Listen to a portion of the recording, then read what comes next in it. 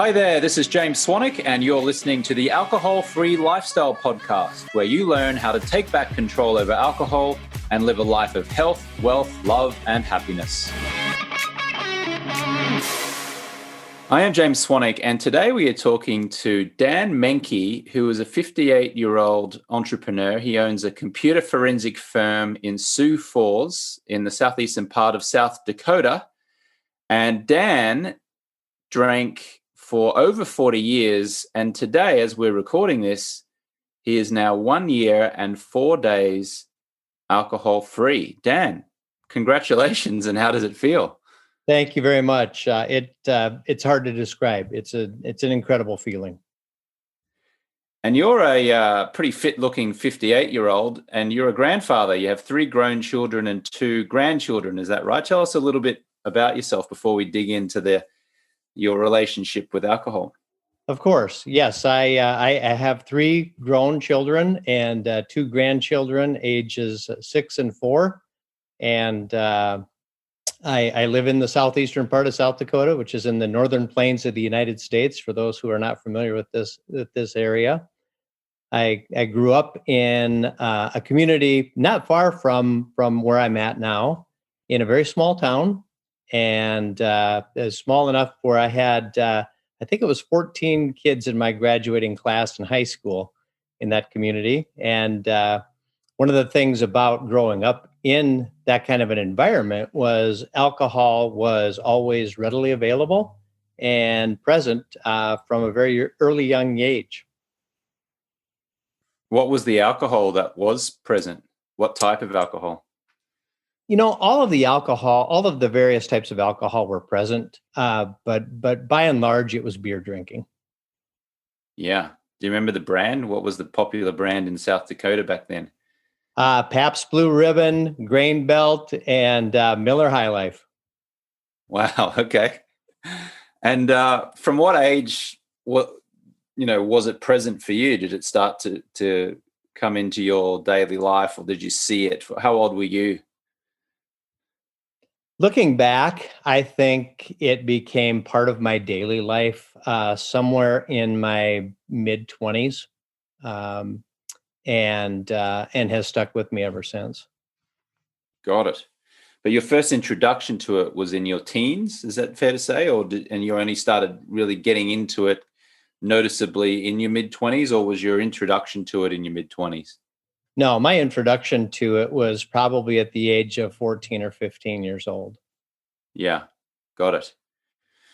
And in that culture or society where you grew up, how was alcohol thought of? Like what did people think of it? Was it normalized? Was it just something that people did?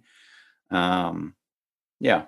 It was encouraged. It was more than normalized and more than something people just did. I mean, we centered social events and gatherings around a keg of beer. Yeah, around a keg of beer, not just like a 6-pack or a carton, but a keg. That's right, and it was readily available to the point where the legal drinking age then for drinking beer in this part of the country was 18 years old. But in the small community that I lived in, buying beer at the bar / liquor store was something we never got carded. So it would not be uncommon to go to the bar after class in high school and grab some beer. Got it. Did you get in trouble from your drinking in those early years, or was it just like, harmless fun kind of thing? Like, was there any indication that it might become like a more embedded issue later? No, it was honestly very well accepted. And when you asked, did you get into trouble for it? We only got into trouble if we got into some other form of mischief related to consuming alcohol, or if it was obvious that we had too much alcohol, that would have been frowned upon pretty heavily. And so you mentioned before We'll probably do this in chronological order, because we've talked about the teens, and then we'll get into the 20s, and then we might hit the 30s, 40s, and now you're in your late 50s. So take us back to now the mid 20s, when you said you started to kind of formalize the relationship with alcohol. What were you doing, and what happened with your habits around then? I was when I left high school, I moved about 60 miles away from that little town into where I'm at now in Sioux Falls, and I started college on I had a combination of an athletic and academic scholarship, but unfortunately, I grew up in a very poor family, and about halfway through the second semester of my first year of college, I had to drop out because my father had had a massive stroke, and I needed to get into the workforce to help provide for my family. And so, as I rolled into the early 20s, I became involved in a relationship. I got married at I think I was 26 years old when I got married, and had two of my three kids in fairly short succession. So I was out working 60, 65 hours, 70 hours a week, and trying to build a little family. And alcohol was the great escape. In the late evenings and during the weekend hours when I wasn't working. And what were you drinking at that time? Really, at that time, it was still all mostly beer. Once in a great while, someone would show up with a bottle of whiskey or bourbon, um, something like that. But by and large, it was mostly beer. And so when you said it felt like the great escape, you'd come home after a long day, and then you'd go to the fridge and open up a six pack and drink some beers. And how much beer did you drink? And or what was the, like the daily habit, I guess? Uh, it was basically, uh, yeah, right. We'd come home, and usually it was probably 2 to 3 beers on a daily basis. And then when you got into those events or those days when you had maybe you didn't have to be to work until noon the next day, so you had some more of a buffer. You might be more willing to grab that six pack or more than that six pack. But basically, it was kind of like life itself, James, in the sense of having alcohol being introduced at such a young age to me. I grew up as a human being and grew up as an alcohol consumer at the same time. So as I aged from my teens into my 20s, my alcohol consumption increased along with the years that I had underneath me. Yeah, so let's move into our 30s now. So did your drinking habits remain the same, or how did they increase? Did you move from beer to something else? Did you add some other stuff in? And at the time, did you realize the impact? Uh, to answer the last question first, I never realized the impact until I was in my 50s. I never accepted the impact until I was in my 50s. So it was in my 30s, probably the mid to latter part of my 30s, where other types of alcohol became a part of my routine and a part of my life. I was some bourbon and whiskeys and things of that nature, but I was starting to now become a little bit more successful throughout the ventures that I was engaged in professionally, and so starting to drink finer wines and drinks of that caliber seemed more socially acceptable than just grabbing a beer at the bar. And was that impacting your performance? It seems like you're actually doing better in your professional life. So looking back, do you see how your drinking habits at that time? I'm assuming we're now in our mid 30s, right? In our 30s, or coming into our 40s. Are we noticing how drinking is negatively affecting us, or is it still, or are we still in that phase of like, oh, everything's going pretty well here professionally, and so I don't notice anything?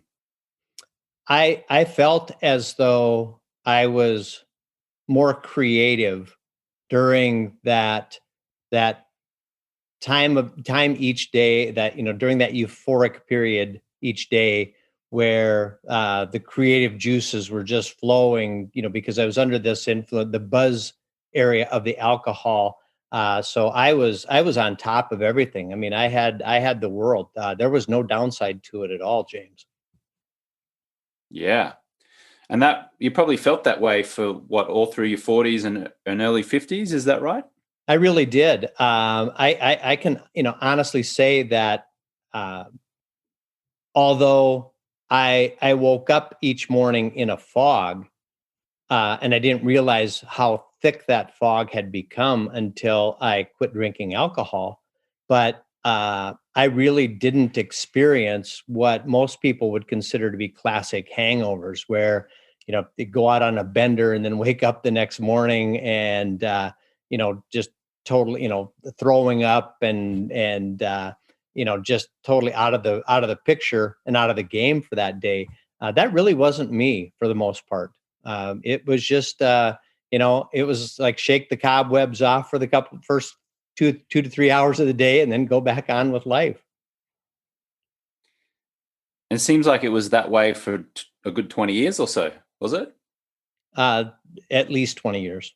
Yeah. Okay. Did anyone during that time ever say anything to you drinking, whether it was a family member, or partner, or a colleague, or a staff member? Did anyone ever say anything about your drinking habits? I had two people that talked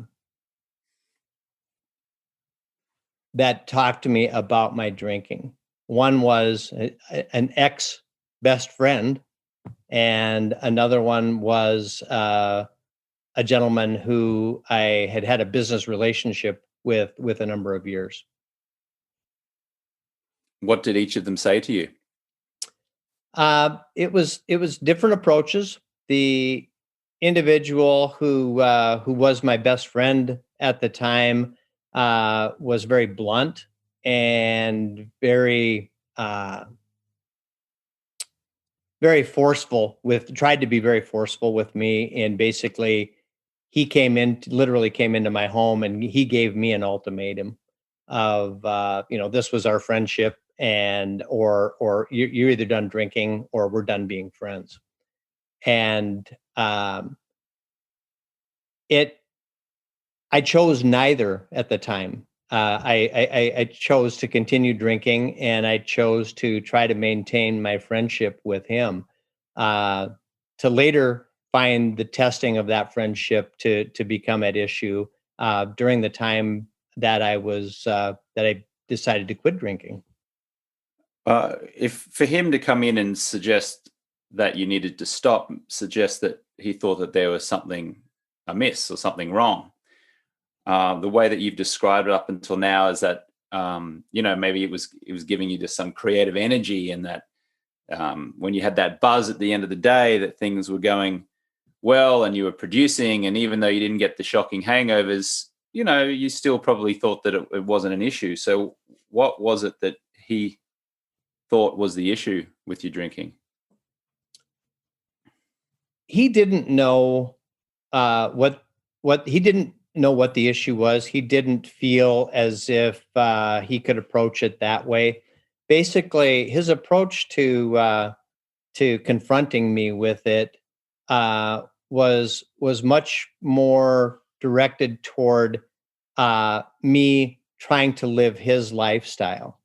And he approached me, or I'll use the word attacked me. He basically attacked me by telling me that I need to live his lifestyle and not live the lifestyle that I'm living. And alcohol was just one of those parts of it. But the problem with him was the approach. He approached me shortly after uh, his parents passed away and they left him a significant inheritance. And so he retired at a very young age and moved to a part of the country and bought a big fancy house and doesn't have to work another day in his life. And it was after he got all settled in with mom and dad's money that and didn't have to work that he came to me in his fancy new Cadillac and said, all right, you need to live the life I'm living and clean up your whole life. And so, to him, it was very simple, just take mommy and daddy's money and go live this new life. And his approach was completely ineffective. And was the new life he was suggesting getting rid of alcohol? That was a part of it. Yes. That was to him. That was what was in his mind. That was what was preventing me to be successful at his level. Got it. And you rejected that notion, yes? I did. Yeah. And I still do, quite honestly. Yeah. There was, you mentioned someone else had said something about your drinking. A business partner, yes. And what was it that your business partner or our business partner saw about your drinking that warranted comment? He made a couple of just very honestly, very subtle comments along the way. And as a result, as I look back now, the outcome of those subtle comments ended up being he distanced himself from me. And that was his way to not have to deal with it. Did he see something in your drinking though? Like, did he say to you, "You're drinking too much," or "You're, I see you drinking consistently"? Like, did he specifically mention something about your drinking? And if so, what was it? They were much more off the cuff comments that he would make, and it was kind of a double-edged sword for him, James, because he drank as well, and so it was as the saying we call the pot calling the kettle black. It really to hear words like that from him were really pointless. Got it. So you've had a couple people say to you something about your drinking. It sounds like you've rejected both of those. Maybe it's just to do with the people who were saying it or putting it out to you, but it sounds like you kind of rejected the notion that you have a drinking problem or there's anything that needs to change. So where did it get to the point where you suddenly realize actually maybe it does need to change? What was happening? What was going on in your life to warrant you actually finally taking action? I was starting to feel the physical effects of alcohol, years of drinking alcohol in my life. I had elevated liver enzymes and had some screening for what was diagnosed as a fatty liver, and which I'm here to tell you now it's completely normal again according to the test results. But I noticed I was having problems focusing. I was having severe anxiety issues, or what I thought were anxiety issues. And what they were in reality was temporary or the short-term withdrawal effects of not having alcohol in my system all of the time. So your drinking had got up to what level at this point when you started to experience what you're describing as withdrawal symptoms? I was a very cyclical drinker in the sense of my drinking day began right at the end of my traditional work day at approximately around 5 p.m. or so, and usually would start off with a couple of beers followed by a few bourbon and sodas, and then to wrap things up, at least a bottle of wine, if not more. That became a daily routine. And that started in your early or mid 50s? I perfected that craft somewhere between my early to probably closer to my mid 50s, early to mid 50s, I would say. Yeah. So it sounds like a pretty big jump, right? From a few beers at the end of the day to a few beers, then a couple heavier drinks, and then a bottle of wine. And is there any reason why you think it made such a noticeable jump at that time? Was there anything going on in your life? Was it just a culmination of, a steady increase over time? Like, was there a catalyst for that?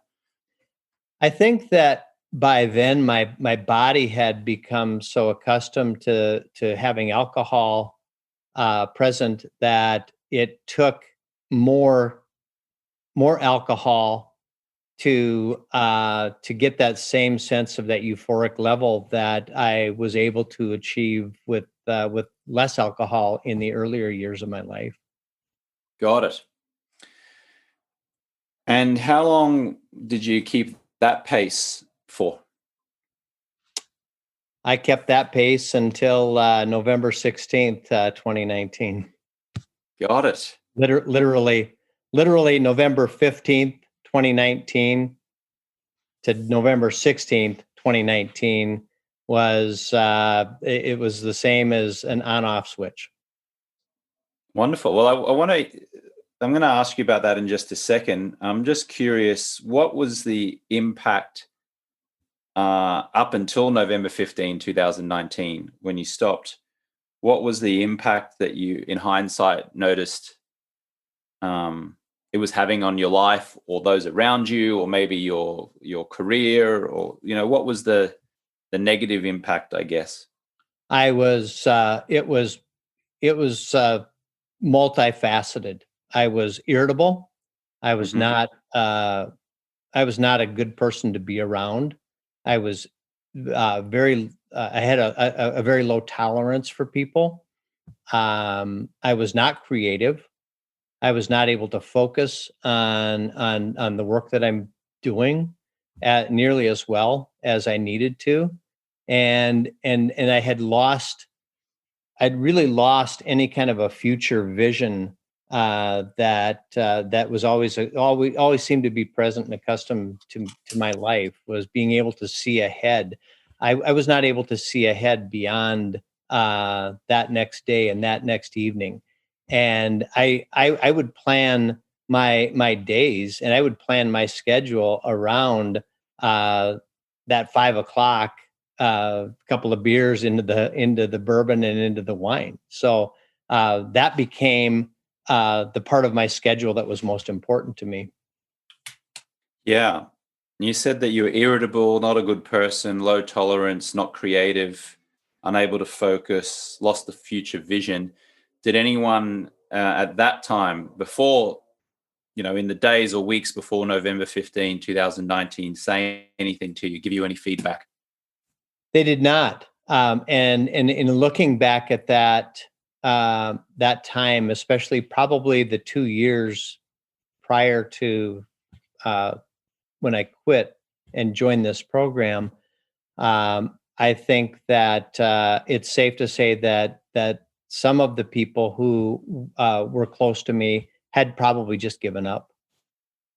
Hmm. And how does that feel looking back on that, the fact that some of the people close to you had given up?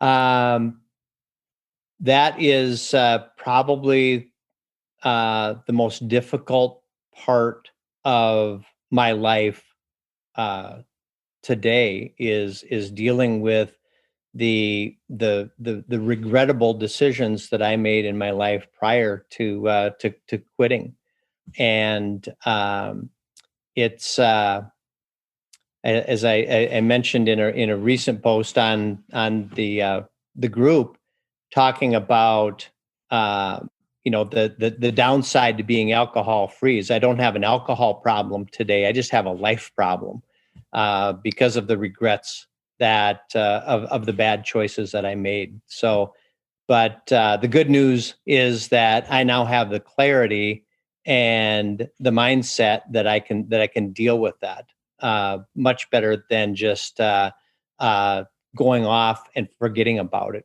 for 4 or 5 hours a day. Yeah. So what happened on November 15, 2019? And then what happened in the days and weeks and months after that? I wish I knew the answer to that, James. November 16th, 2019 was a Saturday here. And I had gotten up and I routinely power up my laptop computer and check news, weather, and sports. So get an ESPN, check a couple of news sites, and check and see what the weather's like. And I was actually on social media, which I really don't spend a lot of time on, but I was on social media, and there it was, this advertisement for the 30-day no alcohol challenge that came up in front of me. And I don't know. I looked at it for a couple of minutes, and I saw that there was a fee associated with it. I don't even remember what it was. I think it was maybe $20 or something like that. And I don't know what inspired me to go get my debit card. I signed up for the program right then and there, and I think that initial connection, I already felt as though I had some skin in the game. And so it was, I owed it to myself because I just spent $20 on this thing. You know, I need something back out of it. And so I decided to start reading some of the information that was on there, watching a couple of your videos. And that first day was,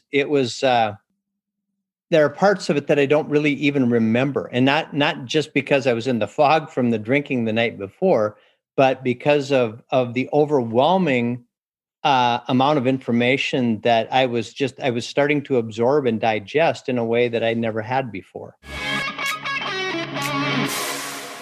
Just a quick message from our show sponsor, Project 90, the program that helps you enjoy life more by getting ultimate power over alcohol.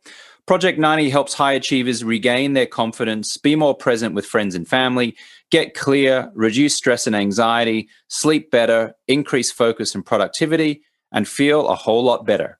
Project 90 does this by helping members quit alcohol for at least 90 days, whilst providing 6 months of accountability and support. The program has an 87% success rate of members reaching at least 90 consecutive days alcohol-free on their first attempt. Members get a one-on-one accountability coach, a community of like-minded people to interact with, 100% confidentiality, and what's more, members tell us it's fun. Project 90 members are mostly over the age of 35, entrepreneurs, executives, top professionals, or retirees. If you're in your late 30s or 40s, 50s, 60s, 70s, or older, and you consider yourself a high achiever, and you're ready to upgrade your life by quitting alcohol for at least 90 days and maybe more, then you can have a free 20-minute exploratory call with one of Project 90's former clients, now coaches. If you'd like to book that call, you can go to jamesswanwick.com/schedule. That's jamesswanwick.com/schedule. Or if you're on your phone in the US right now, you can text the word Project 90 to the number 44222, and we'll email you the schedule link. That's texting the word Project 90 to the number 44222. Okay, let's get back to the show. Did you draw a line in the sand when you bought the 30-day no alcohol challenge?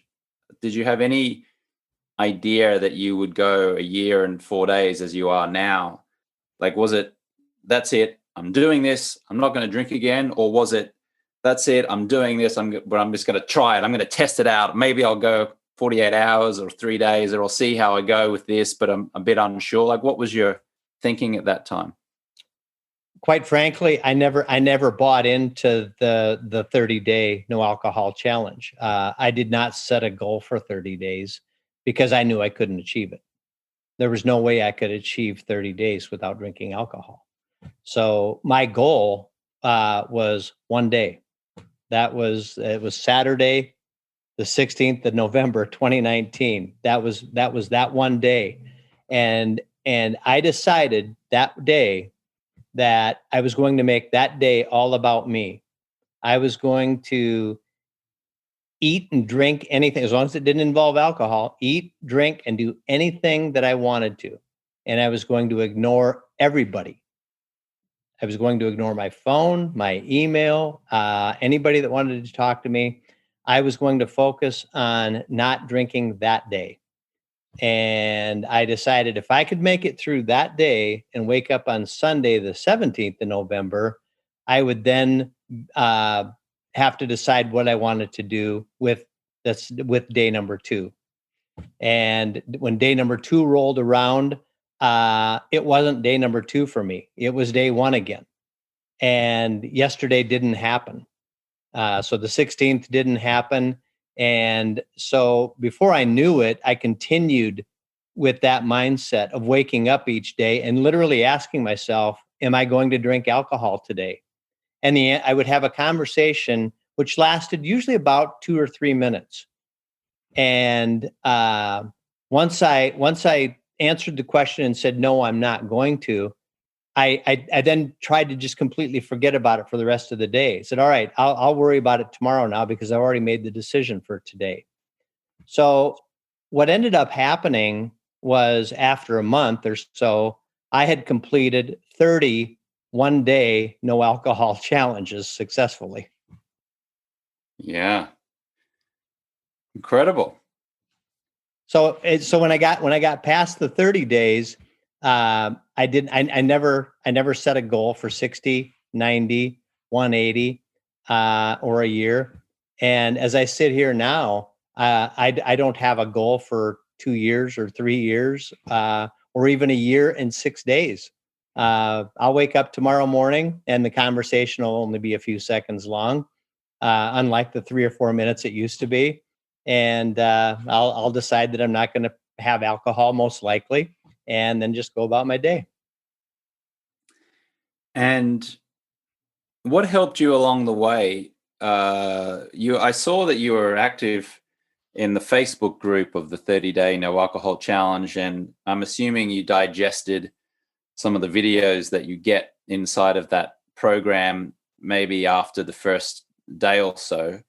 Was that helpful, or did you kind of like just get the information that you felt you needed in the beginning and then kind of like handled it yourself? Like what was helpful for you along the way? It was the whole package, the videos, some of the material that you and your team have put together, but and I'm still fairly active within the group. I don't necessarily post as much as I used to, but I'm in the group almost every day, reading. And what has really set this program to the level that it has become in my life are the other people who are members of this group. One of the things when I got into that first day and I started reading some of the posts by some of the folks that were on here, I realized that this group of people is comprised of men and women, tall and short, well-educated, articulate, successful in many aspects of their life. They're not the drunks that are laying in the gutter and can't seem to get anything in their life going. I mean, these are highly successful people, and their stories and that they talk about, the challenges that they face. I was able to relate and understand where they were going and what they were talking about. And so it was that connection with the other members of the group that really kept me attracted and focused to it more so than the content that you and your team have provided. What happened in the first 7 days that you didn't drink? You mentioned, some years earlier you had withdrawal symptoms if you didn't drink as much. What happened in the first 7 days this time round? Oh, it was horrible. The first 7 days, heck, the first 3 weeks were sleep was horrible. Night sweats. I had no consistent sleep schedule at all. Headaches. I felt as though I had the flu. My mind was racing. I was physically shaking during that time. And it was, my body went through several changes during that first few weeks. And, but I had somehow prepared myself for that subconsciously, and it almost became, and I say laughable. I don't mean laughable in a funny sense, but laughable in the sense of each day was unpredictable. So days 4 and 5, the curveball thrown at me on that day might have been different from the curveball the day before, with the massive headache, or the sleep deprivation or insomnia, or night sweats or whatever. Or some days it'd be a combination of all of it. It was horrible. Sounds like good times, Dan. Well, the good part about it was that after going through, this is going to sound a little bit strange, but after the first 3 or 4 days of watching these toxins literally leaving your body, I gained some traction in the knowledge that I must be making some progress. This stuff really is leaving my body, because I've never felt like this before, and I felt some sense of accomplishment by sweating this out, and by having that headache, and by not being able to focus on that. So I'd go grab a big bowl of ice cream and get over it. It was like a rite of passage, so to speak. At what point did all of that irritability and the sweats and the poor sleep, when did you turn the corner? When did all of that leave you, and all of a sudden you came out and you were like, wow, I'm on the other side here? I would say, I mean, the first week was the worst, no doubt about it. The second week, I think it got better. The second week, probably by the end of the third week, into maybe 3.5 weeks into it, I started. I mean, the type of sleep I was getting was amazing. The energy I had was incredible, and my life was starting to just really come into focus. Much of my life was coming into focus for the first time in my adult life.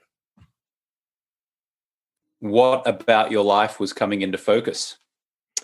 The clarity of, and the reality the of the decisions that I've made that had gotten me to the point that I was at.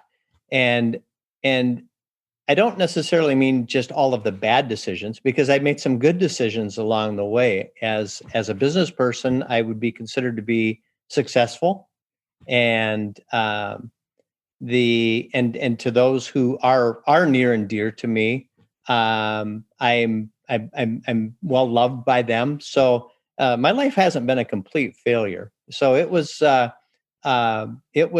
really having the clarity of understanding the and accepting and acknowledging the damage I had done, not only to my own life, but to the lives of others in my life, and also accepting and acknowledging the accomplishments and achievements that I had been able to obtain along the way. Mm. What was the impact that it had on you professionally? And then I'll ask you a second question after that. But what was the impact that being alcohol free consistently after those first 3 weeks of the adjustment period, let's call it? What was the noticeable impact that being alcohol free consistently had on you professionally? I was able to juggle multiple projects at the same time, and incorporate visions on how to move my company into the next phase of my profession. Being in the field of computer forensics or digital forensics, we used to call it computer forensics. It's now encompasses all types of digital data. Is an ever evolving and ever changing industry and profession, and I was able to keep my business rolling with the current clients that I had, and also start offering new types of services and new visions for new ideas, and incorporating those into my life. And what was the impact that you noticed being consistently alcohol free had on your family and personal life? It on my family and my personal life, the impact initially it was very hard because I when I decided to join this program and decided to become alcohol free, I shut everyone out. I focused on myself entirely, and in years prior to that, I was always trying to do something for someone else, and I made it all about me. It became very selfish. I became very self centered, but I knew I had to do that. I was in the fight of my life, and I had to put 1000% of my energy on me, and I didn't worry about anybody else. And so for the first few months of that, it was a struggle and a challenge for those closest to me. I'm here to tell you now, however, that I don't have the quantity of relationships that I had over a year ago, but the quality of the relationships that I have with my kids, my grandkids, and those who are closest to me is much, much stronger and more powerful. And the future is so much brighter than it ever has been before. Did your kids express concern that you pulled away during those 3 or 4 months where you really focused on yourself? Like what was some of the feedback you received from your kids then? They really didn't show much concern. I've always been a very uh, self-surviving individual. Like my kids, for example, they know that dad's always going to land on his own 2 feet. And so I don't really require some type of person to be in my life for me to I don't need someone to cook food for me. I don't need someone to provide shelter for me. I'm pretty self-sustaining that way.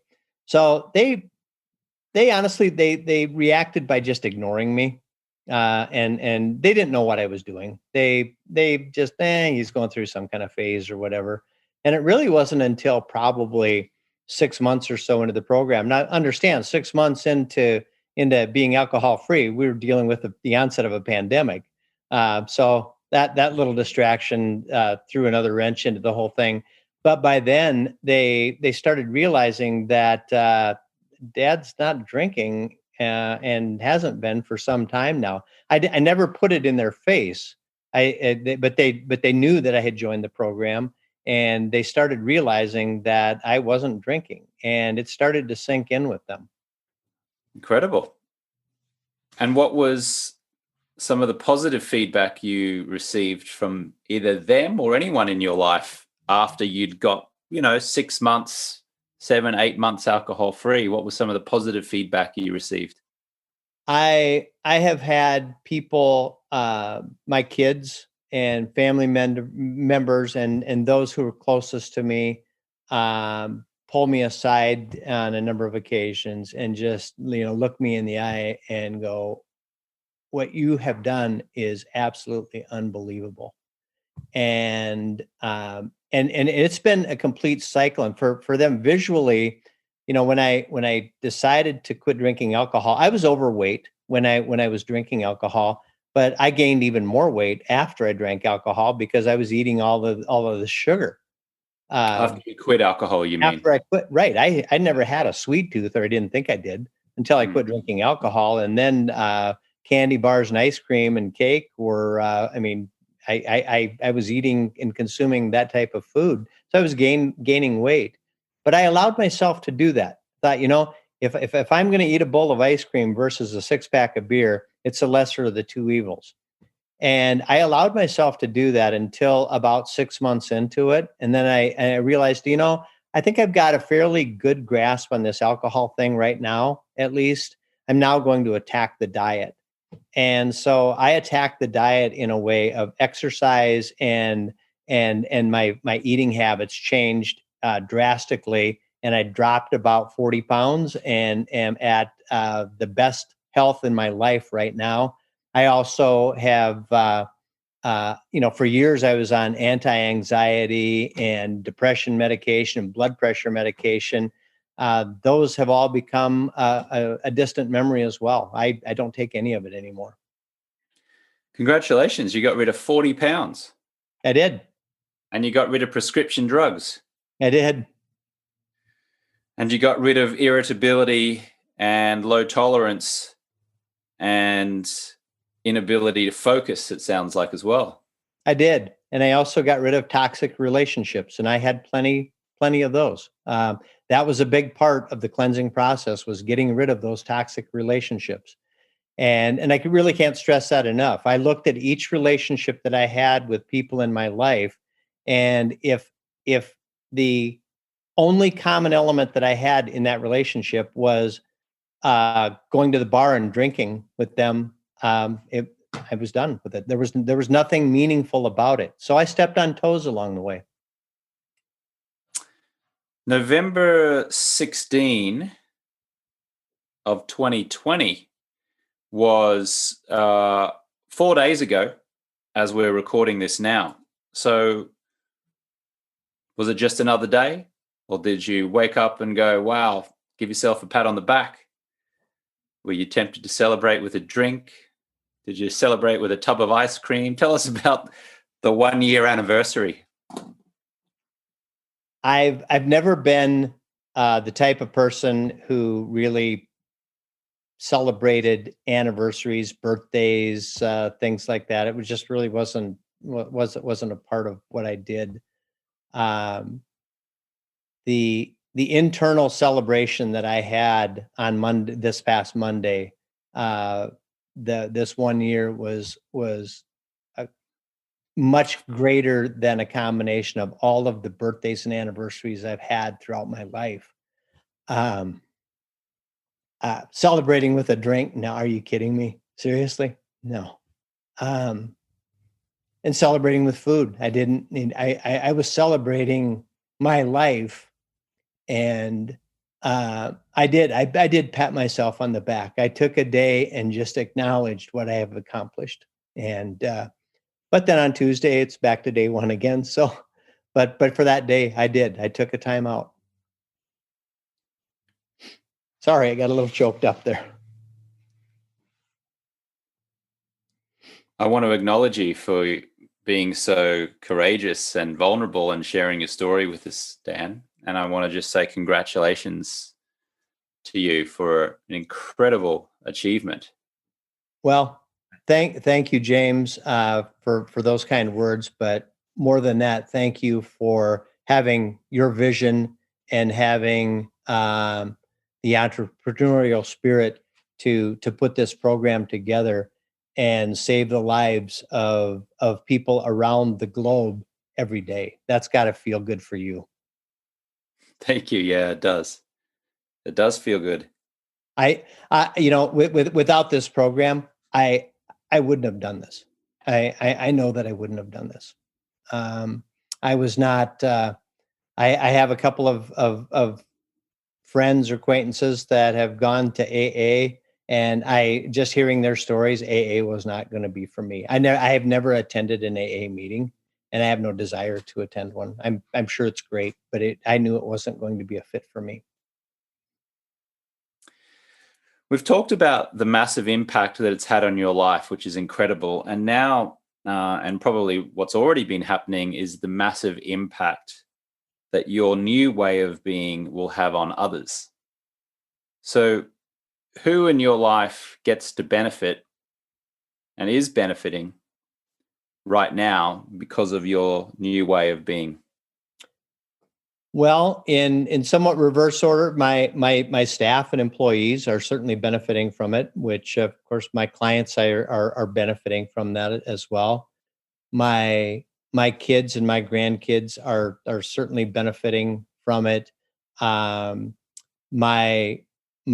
partner Erica is the rock of my life, and without her, I would not. Her steadfastness and support that she has given me along the way has been so instrumental in my life. And I know that she is benefiting from the rewards of seeing what I'm accomplishing each and every day. And what's so interesting about that with her is there have been aspects in her life that she's taken a hard look at, and she's experiencing some new wonderful gains in her life. She never had an issue with drinking alcohol, but just some of the other areas of her life. She's seen the success that I've had with this program, and has taken it upon herself to address some of those things in her life, and has been wildly successful. So it's been a great ride. Yeah. Just an incredible journey you've been on, Dan. Yes, sir. Does it feel that way? It feels absolutely unbelievable. Maybe being 58, you're only just getting started as well. Maybe this is like the next phase is going to be just so exciting and adventurous and impactful, not just for you, but for other people as well. Does it feel that way? It certainly does. At 58 years old, I'm in the transition part of my company. I actually own two small companies, another business here in this area as well.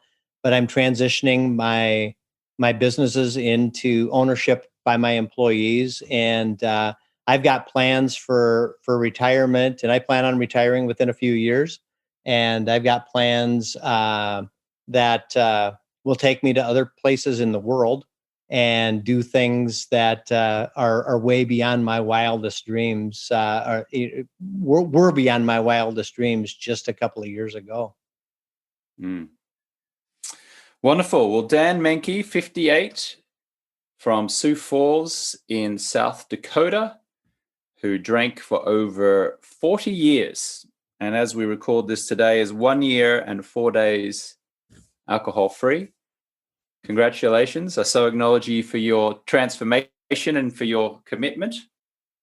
And long may it continue, Dan. It was a real pleasure to hear your story and be able to share your story with some folks who may be listening or watching now, in the hope that certainly they'll take that first step as well at some point, or it will help keep them on the path. So thank you so much again, sir. I so appreciate it. Thank you so very much, James. Thanks for listening to the Alcohol-Free Lifestyle Podcast. I want to load you up with some free stuff right now. So if you want to go to jamesswanwick.com/guide, I will send you my Quit Alcohol Guide, which has helped six-figure entrepreneurs and top professionals reduce or quit drinking. You can also text the word QUIT GUIDE to the number 44222 if you're in the US, of course. It doesn't really work anywhere outside of the US. But if you're in the US on your mobile phone and you'd like that guide, text the word QUIT GUIDE to the number 44222, or you can go to jamesswanwick.com/guide. If you'd like to schedule a free 15-minute call with one of my top coaches, just an exploratory call to see if or how we can help you, then you can go to jamesswanwick.com/schedule, or you can text the word Project 90 to the number 44222 if you're listening in the US on a mobile phone. That's jamesswanwick.com/schedule, or you can text the word Project 90, that's one word, Project 90, to the number 44222. Feel free to send me a direct message over on my Instagram account, which is @JamesSwanwick. You can also watch video episodes of this podcast and a series of other educational videos on my YouTube channel, which is James Swanwick 1, or you can direct message me on Facebook @James Swanwick Official. And finally, a request. Would you please now write a short review of the podcast inside of the Apple Podcast app on your phone or on iTunes on your desktop computer? Would you please give the show 5 stars and write a quick 1 or 2 sentence review? This will help the show get in front of even more listeners, potentially transforming someone's life. You can rate and review the show inside of your Apple Podcast app on your phone or over on iTunes on your desktop. Thank you so much, and I'll catch you next time.